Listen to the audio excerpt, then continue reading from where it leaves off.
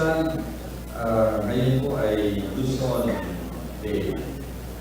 So I would like to request our Luzon delegates, mga Vicars and mga kasama sa commission at Clergy from Luzon, please tumayo po tayo para makakilala nila. Ayaw from Luzon! Salamat po.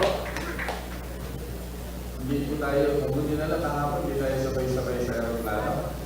Kasi kami from Clark, yung Bulacan, yung wala kang bubuha from Bulacan. Hindi ayaw pumasok yung naka-take off kami on time, 6 a.m.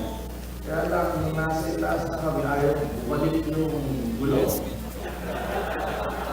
Bumalik uli kami sa Clark. Kaya masuswelo naman sa amin yung mga sa aeroplano, sabi sa amin, mabuti na lang po, ayaw bumalik, mas mahirap kung ayaw lumabas. Kailan kayo padating na sa Davao, ayaw lumabas. Kaya po kami ang Luzon delegation. Pangalawa po ay reminder. Ito po yung aming pilihan sa amin, paalala sa inyo. Dito daw po sa Davao, we are on time. We are on time. Kaya we still have 6 minutes bago yung speaker's time. Alam ko na masarap dito po masyal at magpahinga. Pero we will always start our sessions always on time. Ang ating pong speaker ay hindi na kailangan ipakilala. Lalo na sa ating mga speaker of Clergy, kilala natin siya. Pero I remember during our gathering in Cebu, one of the speakers, Bishop Ambodawi, kanyang napakagandang talk. Although the gathering was really for the seminary formators, ang sabi niya, ang seminary formation is just beginning the initial formation for us. At tulad nga nung name ng seminary, yung seedbed, diba? Kaya lahat ng formation ay sisimula doon sa seedbed. Pero pagka tinransfer na yung seedling doon sa kanyang talagang kung saan siya dapat mabuhay,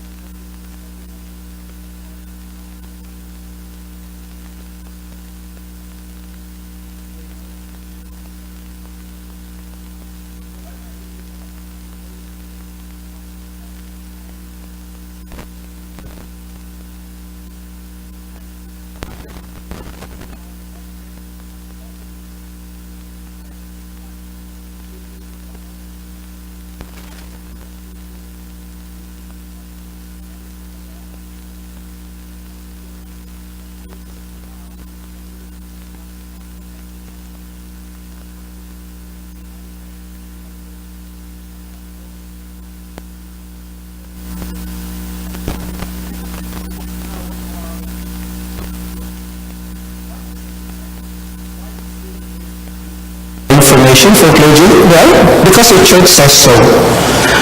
We know that as early as 1965, the first two conciliar documents of Vatican II were published, the Presbyterorum Ordinis and Optatam Totius. Presbyterorum Ordinis highlight the idea that if you have to renew the church, we have to start with the renewal of the clergy. Optatam Totius was also highlighting the idea that because of the complexity of modern world, remember that the Western society were already in facing and grappling with the challenges and complexities of modernity. And so the document was saying that because of the complexity and challenges of modern times, priests have to engage in ongoing training. Even the Directory of the Life and Ministry of Priests, the first one, which was published in 1994, it was highlighting the idea that it is the duty of the priests, the duty also of the church. And therefore, if he's not doing the duty, then that person is not faithful. It is the duty of the church to make sure that the priest undergoes formation. But aside from duty, the Directory of the Life and Ministry of Priests was also highlighting the idea that it is also the right of the priest. That means that he has the claim to it. If the bishop, or for whatever reason, he is not given the chance to undergo ongoing formation, he has the right to claim for it.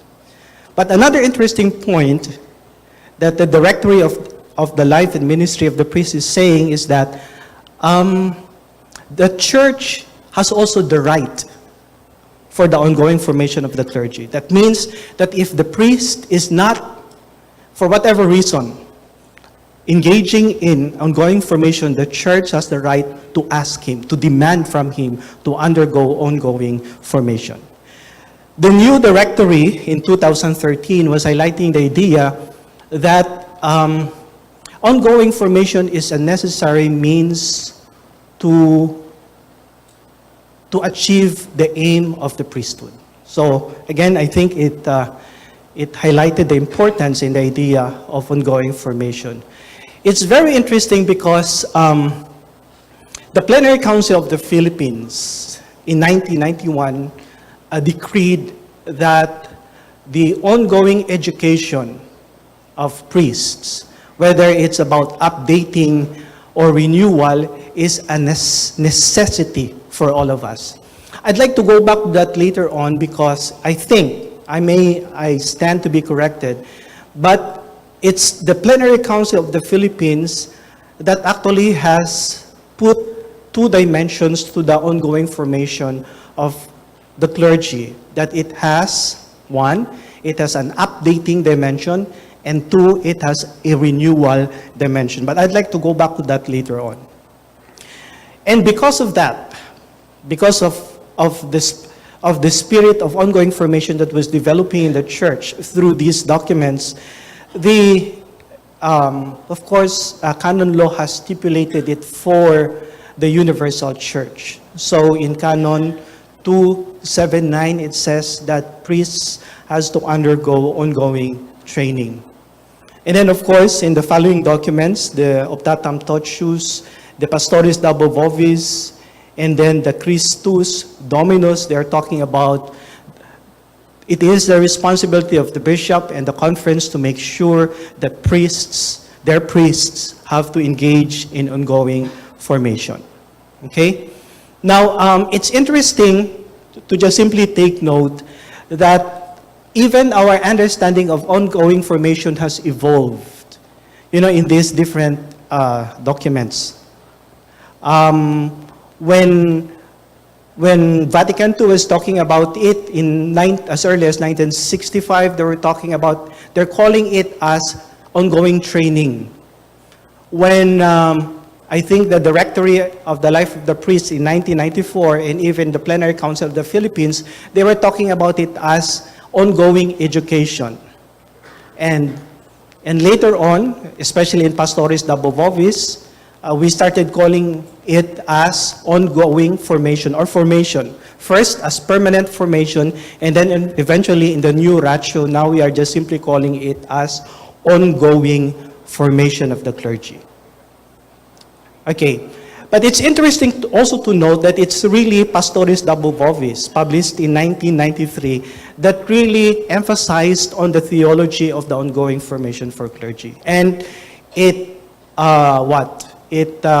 used the words of St. Paul, his second letter to Timothy 1-6, when St. Paul said, I remind you to enkindle the gift of God that is within you. So the document was actually theologizing on the word rekindling. And as we all know, rekindling means to steer into flame. That gift. And that gift is the gift of the priesthood that we receive. And Pastores Dabo Vovis is talking about rekindling our response to that call. Our response to the call of God to the priesthood. Maybe the call for ongoing conversion, our call to faithfulness and perseverance to that call. They're also talking about its effect. We know that God has given us the grace of the sacrament, the grace of the call. And we need to rekindle we have to steer into flame the effect of that grace in us, so that the outcome or the result could also be rekindled. That means that as we do our tasks, pastoral charity will once be enkindled, will be steered into flame. And so basically, when Pastores Dabo Vovis was talking about the theology of the ongoing formation, he was talking about the ongoing process of our configuration to Christ. That as we strive to configure our minds and hearts to the mind and heart of the Good Shepherd, the High Priest, that process is a lifetime process. It's also talking about the ongoing process of being sent. That as we do our work, our task in the mission, the call to grow in pastoral charity is an ongoing process. It's a lifetime process. That's why I think it concluded that the proper theological foundation and original motivation for ongoing formation of the priest is contained in the dynamism of the sacrament of the holy orders.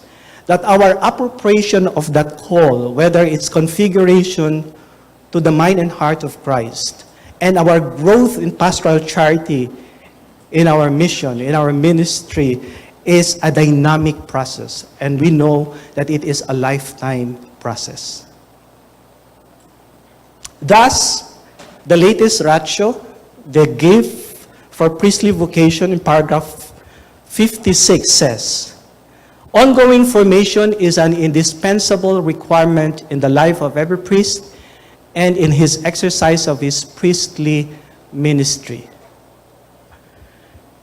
In fact, the interior attitude of the priest must be distinguished by the ongoing openness to the will of God. So just to highlight the idea of ongoing openness to the will of God, which is really a dynamic and a lifetime process, following the example of Christ. This implies a continuous conversion of the heart, and we know from our experience that is an ongoing process. The capacity to see one's life and its events in the light of faith, we know that is also a lifetime process. And above all, an ongoing growth in pastoral charity by way of a total gift of self to the church according to the design of God. Just to share a short an experience, no? I'm now back in the Archdiocese of Capiz, and we are in the process of major reshuffling, no? And recently, I came to know from my bishop that I will be assigned in the school as one of the priests in residence. Lately, he put me as a residence in a retirement home. At first, it didn't sit well with me because, I'm still young. I'm only 51. And for me to be placed in a retirement home, honestly, I felt very ashamed. And I don't want to tell everybody that I'll be living in a retirement home. The capacity to see one's life and its event in the light of faith. It took me some time to see that in the light of faith. And given that experience, I know that our growing capacity to see life's events, even our assignment, in the light of faith is an ongoing process. Thank God at some point in Holy Week, particularly on Good Friday, I was able to receive the gift of really accepting it from the emotional level. And now I'm not afraid to announce to everybody that I'm actually residing in a retirement home. Paragraph 79 of the new Ratio says, beginning with the presbyteral ordination, the formation process continues within the family of the presbyterate. So the context of the ongoing formation is the presbyterate. It belongs to the bishop. Yes, we know that our work is actually the work of the bishop.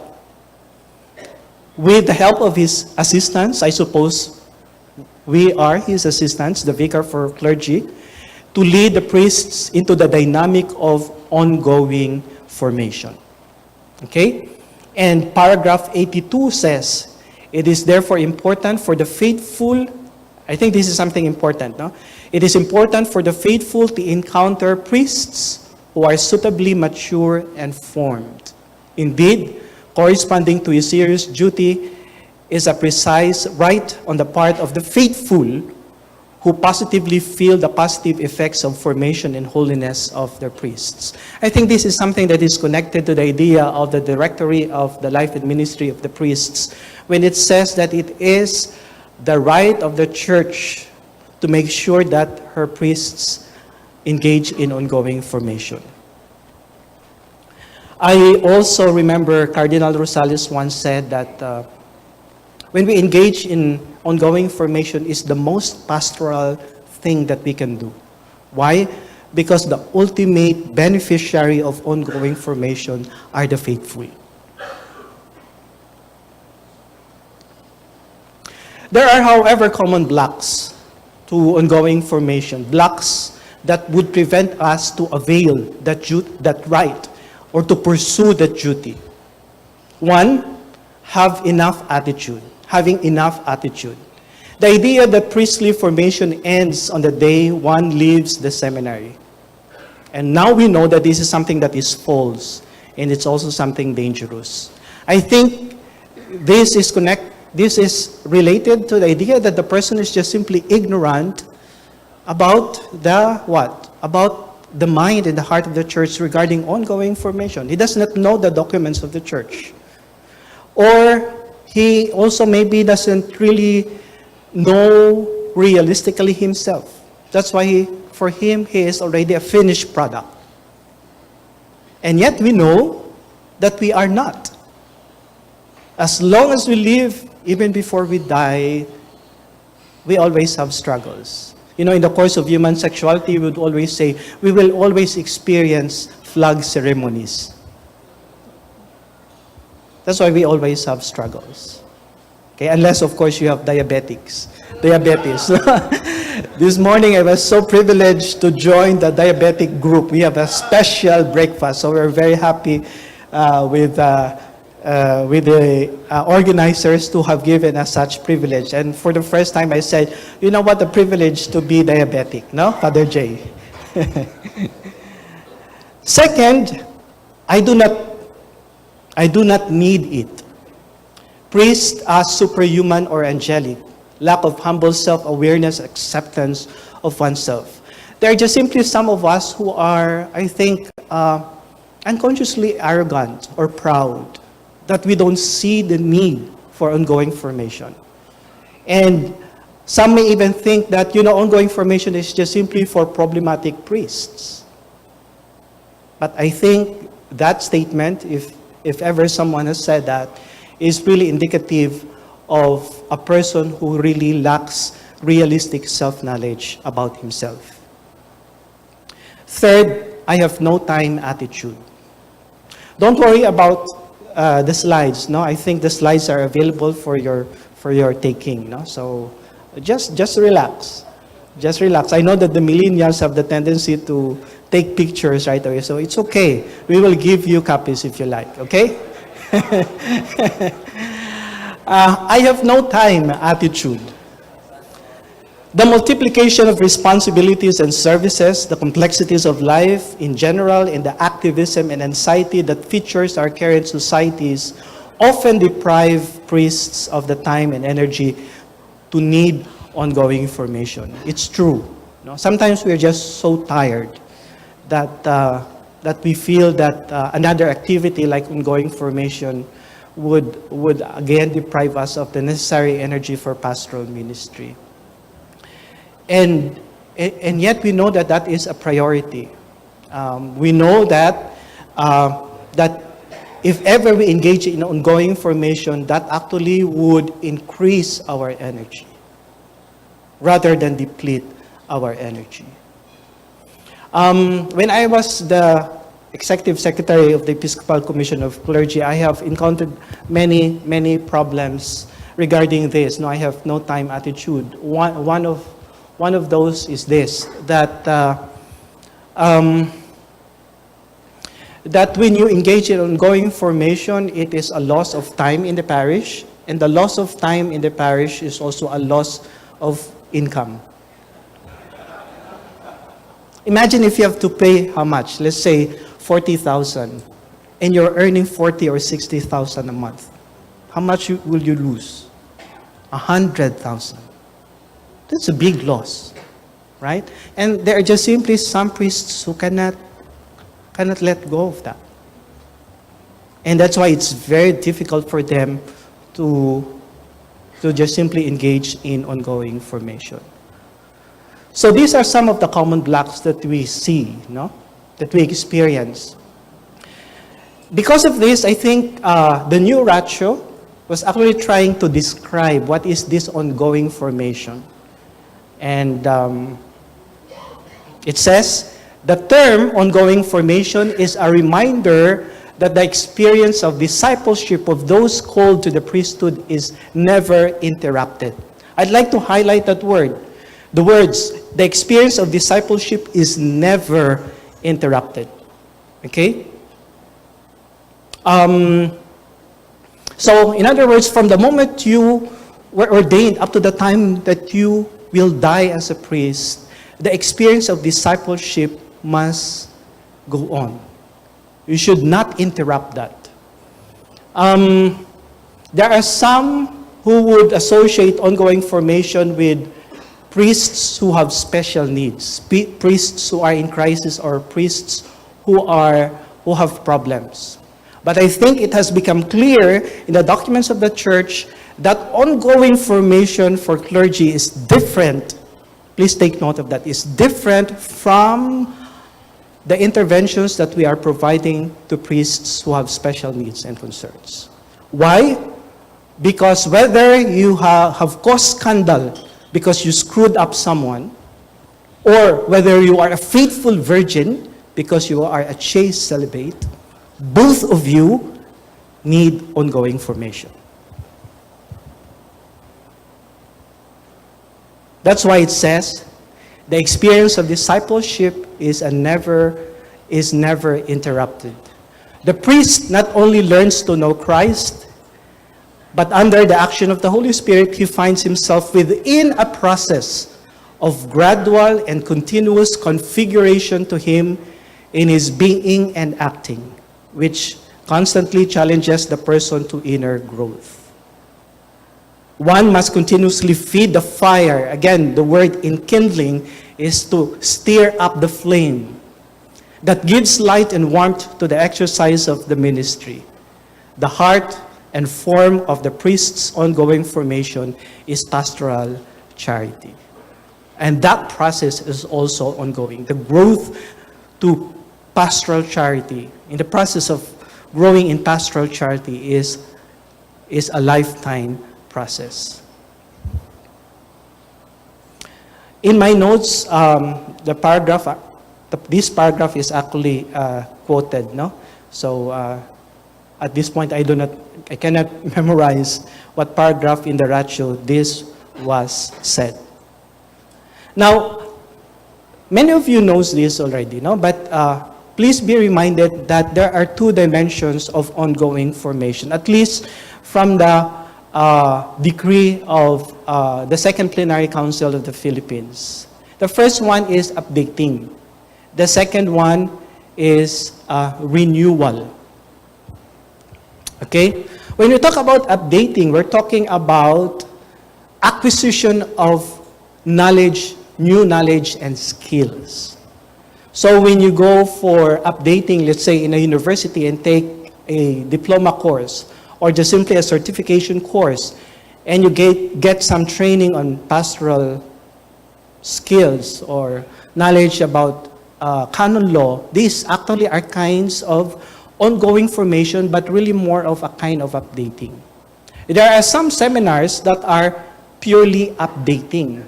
They enable you to acquire new knowledge and skills that are relevant to your life and ministry as priests.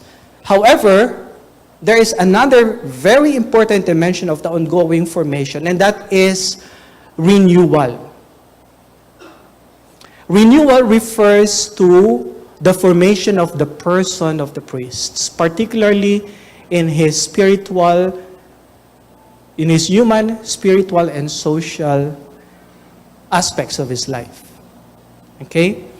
I like to highlight this because even the new ratio has said that it is oversimplistic to just simply say that your ongoing formation is an updating, because it has also to be a kind of renewal. And when we talk about renewal, it entails what? Personalized accompaniment in individual consultation or counseling and spiritual direction. Okay? So I just would like to highlight that because later on when we talk about programs for ongoing formation, it's important that it has, of course, an updating component, but it must also have a renewal component. That means that personal accompaniment is part and parcel of the whole process. Okay? We also know, and this is a reminder, that at least in our context, that there are different groupings. The young clergy, the junior clergy, the middle clergy, and the senior clergy. Okay? The young clergy from ordination to the 5th year in ministry. The young clergy from 6 years in ministry to 10 years in ministry. Of course, this pegging of age is arbitrary, no? Arbitrary.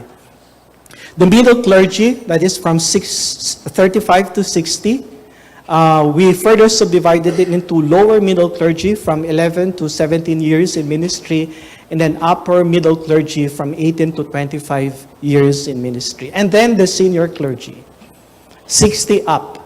No?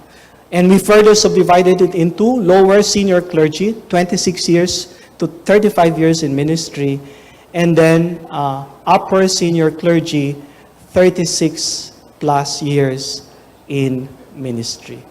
Now, it's interesting again to note that the new ratio is actually affirming these groupings when it says that when we go into ongoing formation program, it's important for us to take note of the differences in terms of concerns and needs of the different age groups. Of course, they have not given us how to group it, but we in the Philippines, we already have this grouping. I think we just simply have to continue it because it has a wisdom that in every stage, priests seem to share common need and concerns.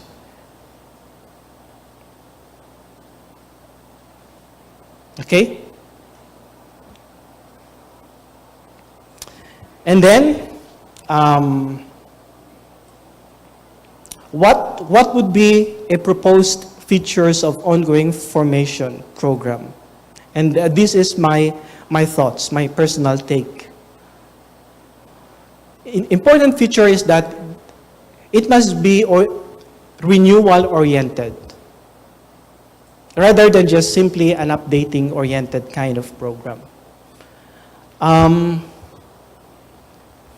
When we know a lot of things, and yet the person of the priest is not formed, sometimes it could be very dangerous. If you know a lot about counseling skills, you can act, and yet the person of the counselor is not formed, you can actually use your skills in what? In manipulating others. That's why for me, it's very important that we highlight the idea that, yes, we need updatings, but we need renewal. And renewal requires personal accompaniment in individual consultation or counseling and spiritual direction. How many of us are engaging in ongoing consultation, counseling, or even mentoring or supervision, and then, of course, spiritual direction? Second, it must be something that is progressively systematic and periodic. Progressive because we move from being young clergy up to senior clergy. And therefore, when we address our needs and concerns, it must take on that progressive orientation. It is something that must be systematic and periodic because you don't engage in ongoing formation only once in your life. When you are a young clergy, you have to undergo an ongoing formation program as a young clergy. As you move into a junior clergy, you also have to undergo a program that is appropriate for a junior clergy. As you move into midlife, you have to undergo a renewal program that is appropriate for midlifers. And then as you move into a senior clergy, you have to undergo also a renewal program that is appropriate to your age and to your concerns. So it's something that is progressively systematic and periodic. Of course, later on, especially in the third day, I will move beyond the idea of periodic. And then, thirdly, it must be developmentally appropriate or age appropriate. We know now that for every age bracket, they have their needs and concerns that we cannot understate. So for example, the young clergy, they have what? They have concerns about transition from the seminary to ministry. They have concerns about gelling with the whole presbyterate. They have issues about some competence in their pastoral ministry. And that is something that is unique to their age. Of course, when you move into other group age, like midlifers, you have your unique needs. Okay, so that's why it must be developmentally appropriate. It must be integral and balanced in all aspects. So when I say integral and balance in all aspects, we have to consider, just like when we are talking about initial formation, all the aspects of formation has to be implemented integrally and in a balanced fashion. What are these aspects? The human formation, the spiritual formation, the academic formation, and the pastoral formation. Not only the aspects, but also the dimensions. No? That it has a renewal dimension, it has an updating dimension. And then, finally, it must be communitarian in context. Tomorrow we'll be talking about that. that ongoing formation happens in a context, and the context is always in the community. That we form our personhood always in relation to others. That's why, our context is the presbyterate. Our context is the community that we live with. Okay?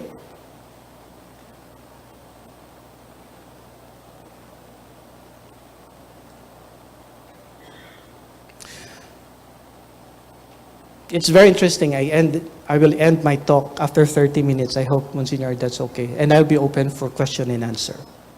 I'd like to end my short presentation by giving to you a biblical text, reading to you a biblical text, first letter of Paul to Timothy 4:14-15. It says, "Do not neglect the gift you have, which was given you by prophetic utterance when the elders laid their hands upon you. Practice these duties, devote yourself to them, so that all may see your progress. Take heed to yourself and to your teaching. Hold to that, for by so doing, you will save both yourself and your hearers." Okay. I'd like to open myself for questions.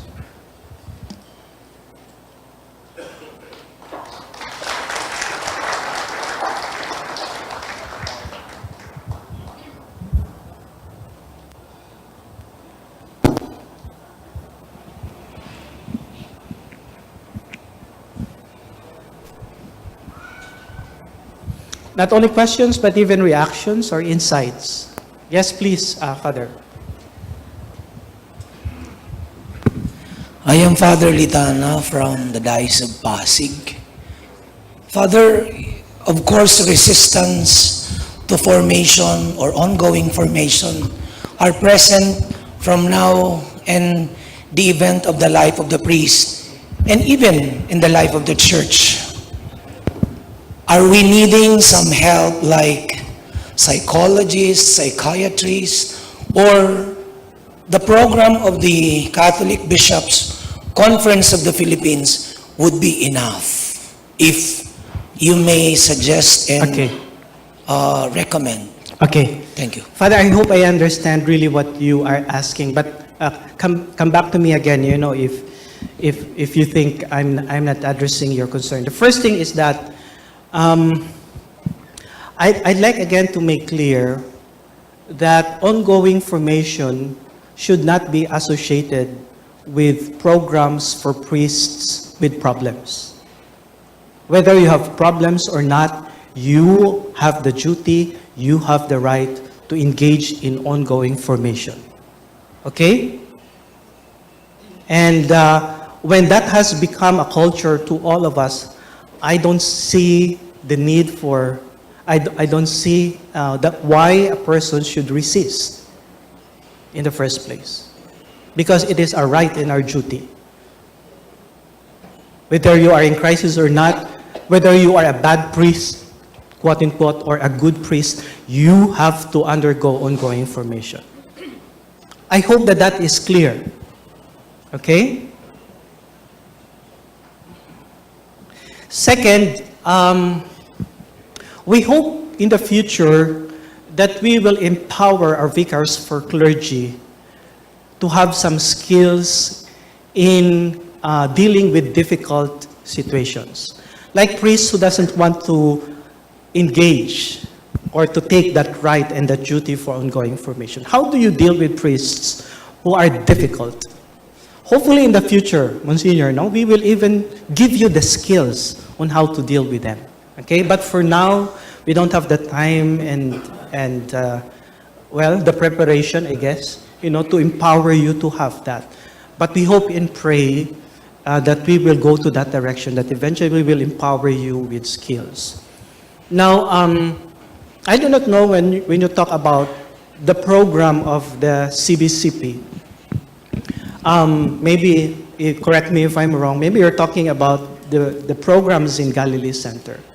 The way we understand ongoing formation right now is this, that it's not only for problematic priests. So please don't associate ongoing formation simply with priests who have problems. Okay? Okay, please follow up question. To follow it up, Yes. the stigma was there, and even now, Yes. the ongoing formation, as the bishop requires it in his diocese, is necessary.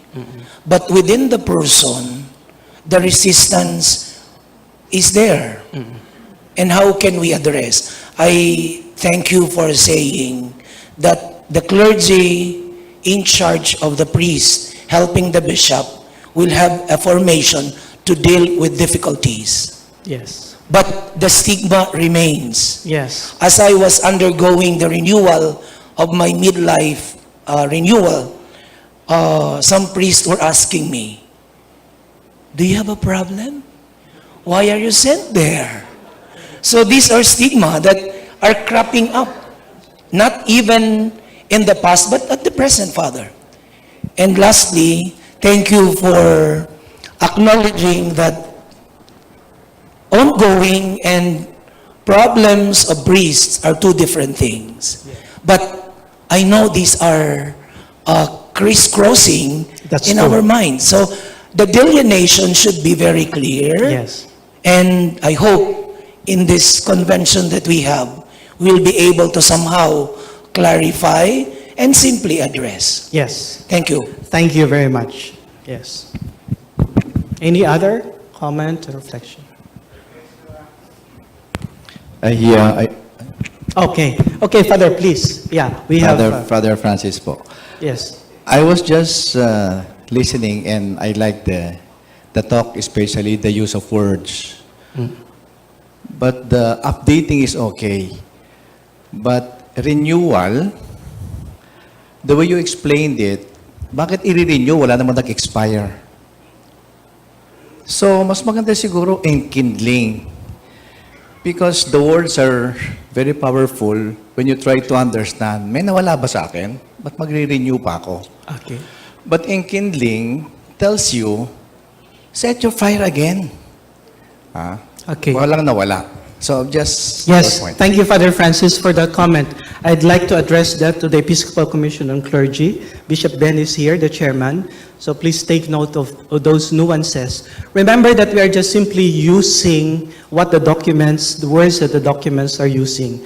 According to the Plenary Council of the Philippines, education, either for updating or renewal, is a necessity. So, well, we'll see if eventually enkindling or rekindling would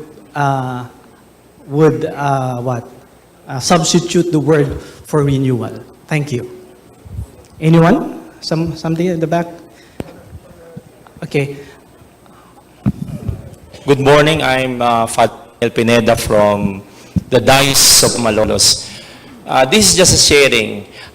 In our case, what we use for updating is pastoral retooling. So, for the whole year, we sit down and plan our programs, which is congruent with what CBCP slates for the whole year. And then we do it in such a way that, for example, on the first month, we shall have something for renewal or rekindling, as the case may be. And then on the next month, we shall have pastoral retooling. For the pastoral retooling, a particular discipline related to our ministry is addressed, either for the liturgy, canon law, etc. And we invite, as much as possible, experts on these particular fields to help our clergy, including some bishops. Thank you. Thank you, Father, for sharing that practice. I hope that sometime in the seminar, we will have the chance to share best practices, because that further enrich, the programs that we already have in our particular dioceses. Okay? Thank you for sharing that. Yes? Yes, if you have the microphone, just speak up. Yes, Father, I think when you said that you were embarrassed when they asked you that question, do you have problem? I think during that time, they did not understand well really what is the program of Galilee. They thought it was formed to help the problematic clergy. But at the same time, Galilee is a place for updating and a place for, should we say, correcting or redirecting the life of the priest who is a problematic. Kasi noon, when you say Galilee, magpunta ko sa Galilee, sabi na may problema ka. The same question, right? But Galilee is not a place simply for that reason, but it is for updating of the clergy, right? It's very difficult to answer that because I can answer only when I was there. When I was there, yes, we were trying to promote it as a updating and renewal. And of course, also for priests who have some problems and difficulties. But I cannot speak for those who are there right now. Okay? Thank you for doing that. Now, there's one thing that I'd like to say though to the first one who gave the reaction. No? I think the Diocese of Dumaguete, when they were starting the ongoing formation, to actually overcome the stigma, they sent their A1 priests, those priests who are models, to show to everybody that ongoing formation is not for problematic priests. And I think because of that, many came for renewal to attend the proactive programs. But I think that was an excellent strategy.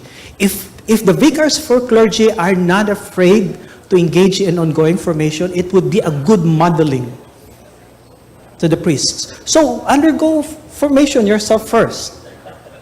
Don't tell others to go for formation. You yourself start it, and others will follow. Microphone, please. There are more hands, maybe more reactions. Good morning. Father TV, no? He represents the FABC Office of the Clergy. Thank you for coming, Father TV. My experience is that I was also in Galilee and to be trained as one of the facilitators and then eventually to be resident there and to be to help the priests. But our experience was that we began as any ordinary person, and so we had to undergo all the processes and to reveal oneself and so on. And I think that was beautiful because we were able to understand how people who come, with all their apprehensions of shame and guilt and so on, we would be able to empathize readily with them because we too have experienced that one. And I think vicars of clergy will do well if they do the same thing, so that you will understand also how those people with problems are, what are they undergoing. Secondly, we were a while ago. There was an attempt to distinguish priests with problems and priests without problems, priests who are good, priests who are not so good. I think everybody has problems. I don't know of anyone who hasn't, except those who are in the cemetery. No, so maybe what I think is like this. There's a stigma. It is true because, what I want to say is actually this one. We, I think, overemphasize the external things. For example, you have a headache, you know where to go. You are tired, you know what to do. You brush your teeth regularly. When you have a wound, you know what to do. You're taking care of your body. But health, you are not healthy the whole time. And so we need to take care gradually of ourselves at any given point. But there comes a time that we need also greater intervention. We go to the hospital because of appendicitis, or maybe we're taking in too much sugar, so diabetes, and so flag ceremonies and so on are affected. Things like this, which means to say, if we present maybe the ongoing formation and updating from that particular point of view, similar to health issues, I think it will become more palatable. You see, we are not always healthy. There comes a time that we become weak, spiritually, psychologically, socially, and also, when you put it that way, I think it will become more acceptable, because in as much as we are body, we are sometimes strong, healthy, dynamic, but then become weak, we become susceptible to virus. And so in the same way, from the spiritual point of view, social point of view, all these things I think will be applying perfectly. Yes. Thank you. Thank you, Father PV, for highlighting that. And that's precisely the point. We are actually trying to dissociate ongoing formation with solving problems alone. It's actually oriented towards growth. We're talking about growing, not just simply curing or doing intervention. We are really addressing our growth in Christ and our growth in pastoral charity. And I hope that would sink into our mind. That ongoing formation is any activities that would promote my growth in Christ and for Christ, for the mission of Christ. Okay, Father? Father Nick Bilono, Father from Legazpi. Well, Yes, Father. Father Nick. I've been to Galilee for a year, taking the different formation of proactive and then when I went back, it seems to me I think my question or clarification is addressed to not really to Father Noel but to the ECLER running the program in terms of the ongoing formation, because when I went back after a year of ongoing formation in the Galilee, it seems that the programs were changed during your time, which I was there, well, there were proactive programs which really caters not only to those priests in difficult situation, but Galilee has really promoted ongoing formation in terms of the proactive programs. But it seems when I went back, visit for my continuing care, well, Galilee has really rehashed the program with 2 air programs and really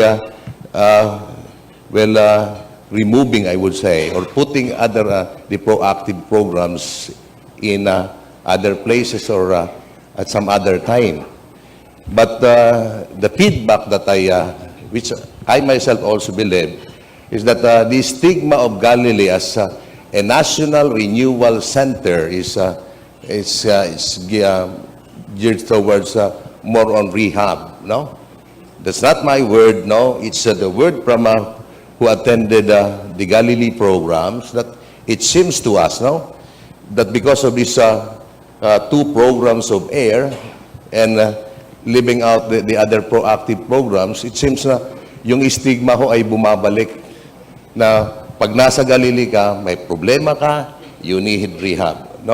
This is also our struggle in trying to promote ongoing formation for our priests. Say in the Diocese of Legazpi, pag sinabi mong pupunta ka sa Galilee, ano bang problema mo? So this is something on our part as workers in the ongoing formation. I think we have to to do something about, because bumabalik ho yung image ng Galilee as something yung stigma. Which I believe, I personally believe, hindi ganun ang Galilee. During my 1-year stay in Galilee, with all the programs that I have taken, practically I have taken all the proactive programs except for one Father Noel Pari program. So may I just be clarified about this? Well, thank you for saying that. No, I think it's a very brave act to be able to say that, in public. However, I would like to put on hold the response of the ECLER, because on the third day, I think we will give more time, talking about priests with special needs and concerns. So I do not know if ECLER would reserve that for the third day, or Galilee Center would reserve that for the third day. But for now, I think we acknowledge, we hear your comment, and hopefully we will deal with that on the third day. Father Nick, is that okay? Thank you. Thank you very much. Father? Yes, Excuse where's me, the Father. microphone? Dito ako. Okay. So we have until 10:30 for this question and answer.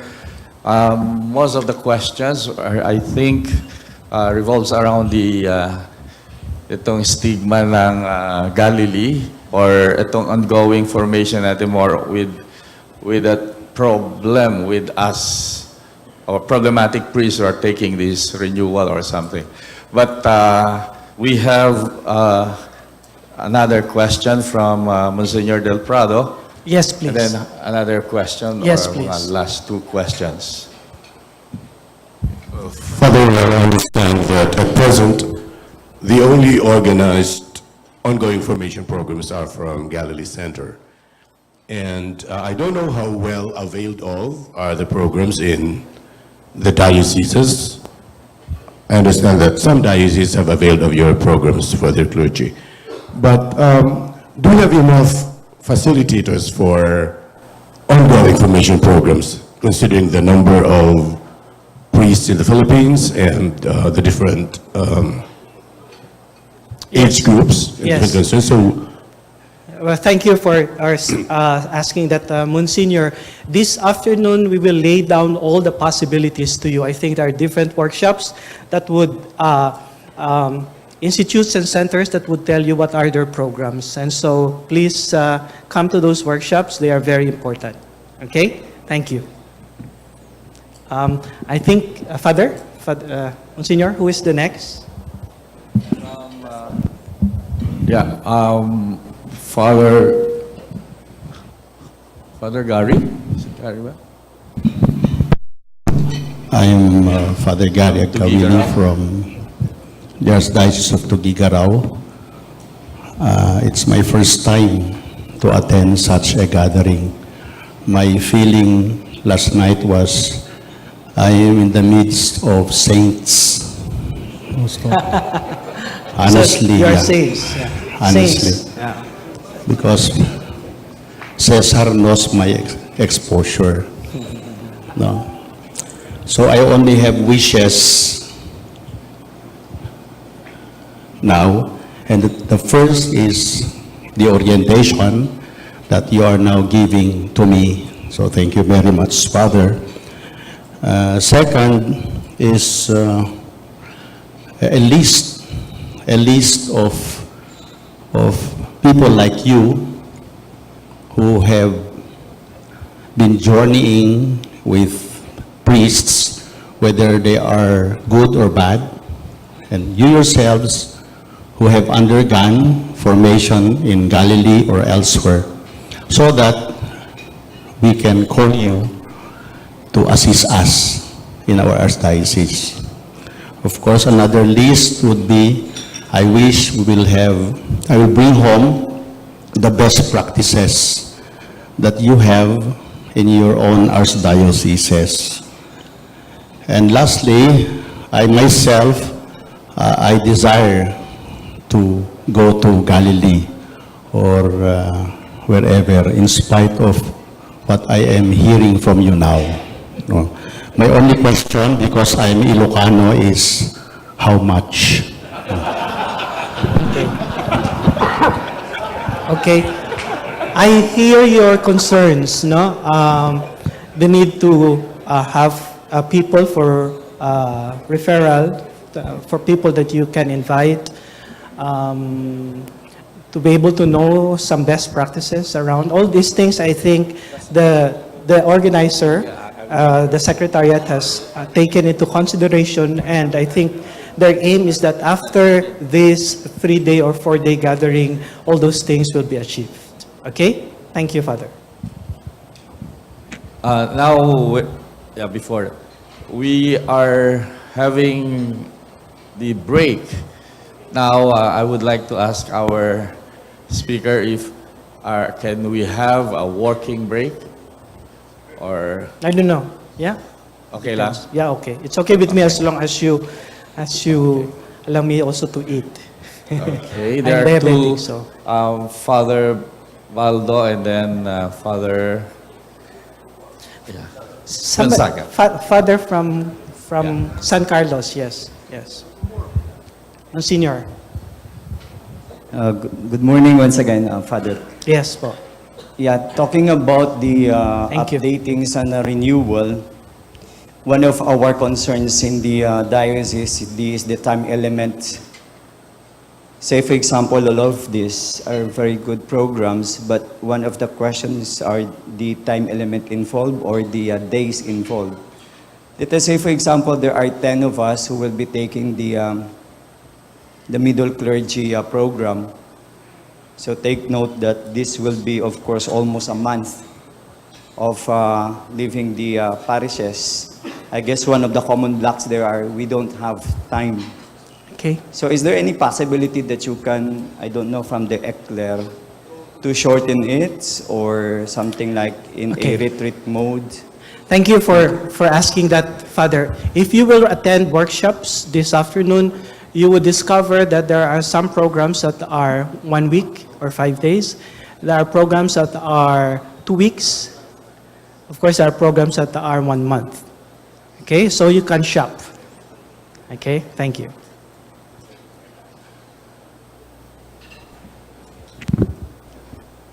Good morning. Morning po. I am Father Zaga. I am a religious father. Yes, Father. In terms of interest on ongoing formation, I'm happy that most of our brothers are willing now. But some of our problems is the concern about the time, element, and of course, as the Ilocano would say, how much. That is one of the problems, looking for facilitators. And the other one resistance that I met, Father, was the last time when I invited them for the seniors, and this one senior said, I have already attended, and it looks like he is not interested anymore after attending ongoing formation. I don't know if it's I have no time or I don't know what kind of resistance is that. I think we're hearing you. I think that this Commission on Clergy, as a commission, is hearing you that yes, there's a problem with time. There's a problem also with money, affordability of the renewal programs. And I hope that the different centers or institutes that are offering renewal programs will take this into consideration because these are real issues. Okay?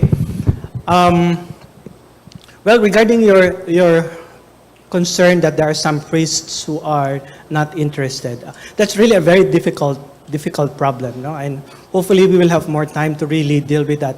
But one of the things that came to me is this.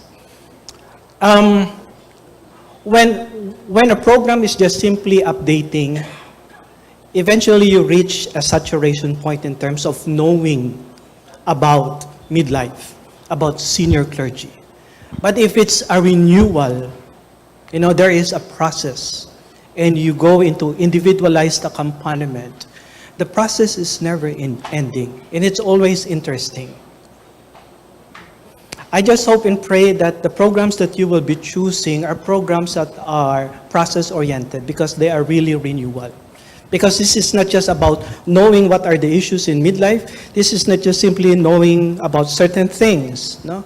But it's really going through your own process.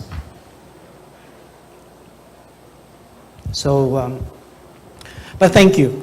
Thank you for sharing that. Any other? Okay, maybe one more before we take a formal break, no? Okay, I think we need... Monsignor? Okay. Good morning, Your Reverences. I'm Father Darwin Resuelo from the Diocese of Malolos. Hello, Father. And I've been in the ministry for 7 months. Wow. Maybe the youngest in the group, 7 months? Any other would like to contend that he is younger? Oh, 7 months. So Father is the youngest. Yes, Father. Yeah. In Bulacan, when we speak of Galilee, we really mean rehab, because we have Galilee Center in Bulacan for drug dependents who are trying to change their lives. So I think that could be one possible contention to deviate from the common idea of Galilee in Tagaytay being a rehab center. But seriously, my question is, does Galilee in Tagaytay offer programs for priests in the diocese who will not only undergo ongoing formation, but they themselves will become equipped so that they would be able to offer the same ongoing formation in the priests or for the priests in the diocese they belong to? And I think that if that is possible, this will lessen the financial burden for the diocese. Thank you. Two things, Father. Number one is, I think your concern is important, but can we hold that for a while and reserve it for the third day? No? Because I think Galilee Center would be able to address that. Okay? On the third day, I think they will have a special workshop for their programs in Galilee Center. Second, I hope that, I think I'm not yet in a way successful in honing the idea that ongoing formation should not be solely associated with Galilee Center. Because eventually we would say multiply centers, multiply institutes that foment ongoing formation programs. Whether from the national level, regional level, or even from the diocesan levels. Okay? But please don't solely associate ongoing formation with Galilee Center as if that's the only institution that is giving ongoing formation. Okay? Okay, Father. Last question before the full break. Yes, Father. I am Father Mons, and from the Diocese of San Fernando of La Union. Yes. And I just arrived. Sorry for coming late. But yesterday, we had the celebration of a Golden Jubilarian, Father Arnold Tagorda. And in his sharing, he said that in spite of everything, especially the bad ones, I'm still here. I'm still a priest. So I guess after 50 years, he can be proud to say it. And he was even telling us that even the bad things made me who I am today. And that means he's still committed and faithful to his vocation. So I guess that's also something to be proud of, na hindi naman tayo lahat masama. Second, my point here is that I do come also from the Ilocos region, and I would like to reiterate how much. Because that is always the concern. Every time I present this to the clergy, they always ask, how much, Mons? Well, that's a problem that we have to wrestle with. But I guess one way of addressing that is to have some kind of roving teams that will go to the provinces or the dioceses so as to augment yung expenses as far as the diocese is concerned. I think you already have a plan to put up one in Baguio. So that could also help yung Northern Luzon. Tapos, isa pang suggestion natin is, it's, I think, high time to empower the office of the Vicar of the Clergy. The bishops are concerned here na dapat bigyan ng matindi pang attention tungkol dito sa Vicar of the Clergy office. Para makinig yung mga pare. Ang laging sabi nila, sino ka ba? Pare ka lang naman eh. Ganun. And besides, sabihin natin, in the long run, pagka very effective yung ating program, as the saying goes, preventive is better than cure. And that will probably help out as far as the problematic priests are concerned. Thank you. Okay. Thank you, Monsignor. Thank you. I think what you said are very, very true and very valid. No, I just tried to come near you kasi parang you speak like an elder person, no, who seems to have integrated the different parts and experiences of life. Even the bad thing becomes good thing. So, medyo senior nga si Monsignor, no. But thank you for sharing your wisdom. Okay. Let's take a break. I think it's time to take a break. Okay. Okay, thank you very much. Mag-break muna tayo dahil meron po tayong yung susunod na part of our morning sessions would be the conversation anong tawag natin? Facilitated conversation. We have a set of panelists who will be asking or posing questions sa ating speaker. Now, before that, during the break, may I ask the member of the panelist from Emmaus Center, Gamot, Bukal ng Tipan, at Tagbadbad Foundation to come over. Oh, sorry. I refer to the panelist. Yung pala yung mamayang hapon, ano? The one I read.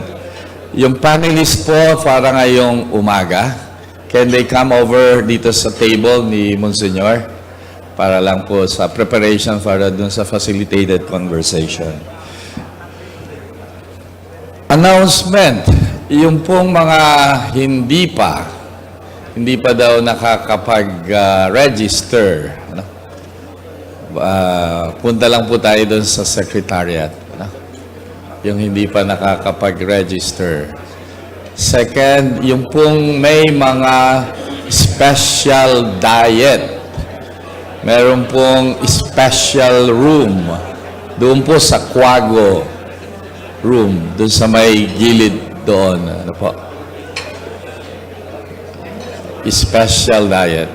Yung po muna, no?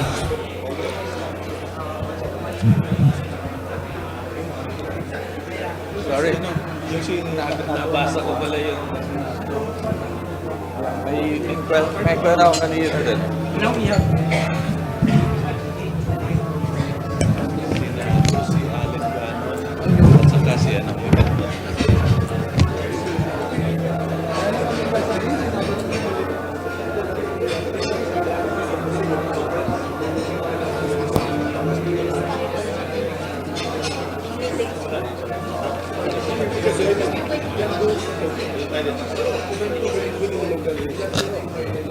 Calling for Father Nato, Father Aganon, diba? Father Monsignor Gerard Ariston Perez, the three panelists.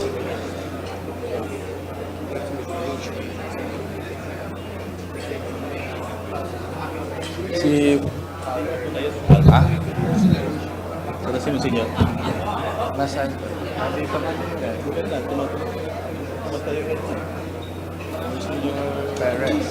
Monsignor Perez. Monsignor Perez, dito lang po tayo sa short, brief instructions.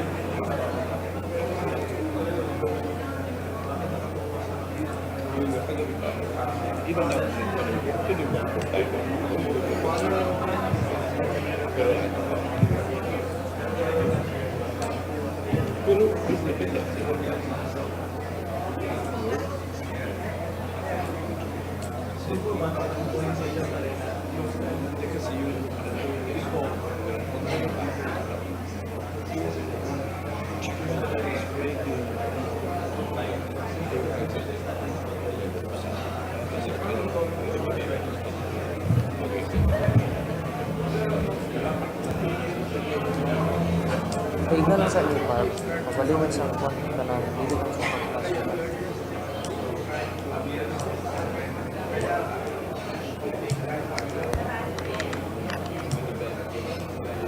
Dire lang.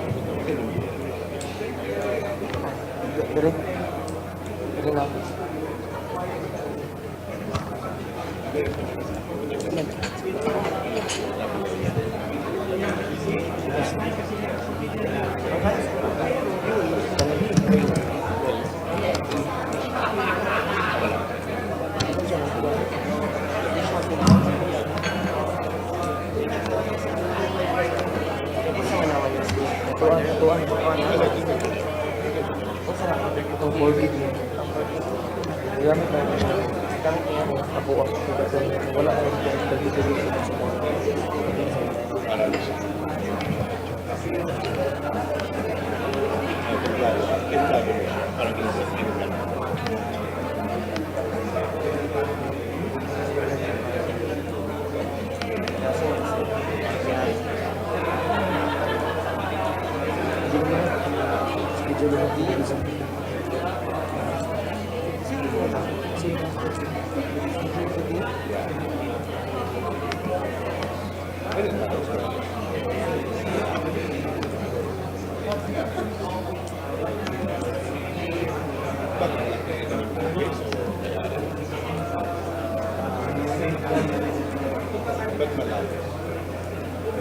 Picture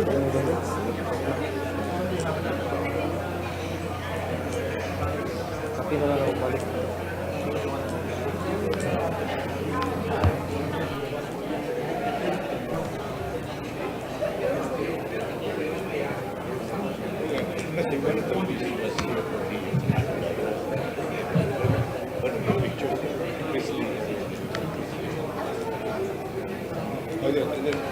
Well, picture siya ng bago siya, parang bago siya sa yung chocolate. Sabi ko, uy, Amy, sabi siya, sino yung chocolate? Gurido sila.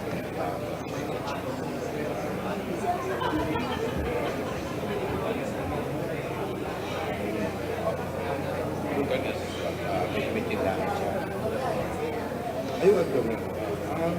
Agdaw na yung malaki sa website nila. Kabulkan Street. Pero malayo pa yung kami.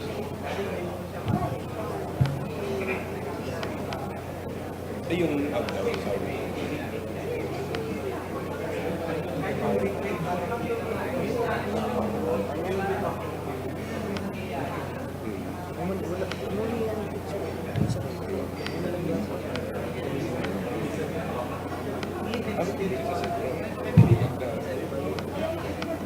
Parang ano siya, parang sa showcase.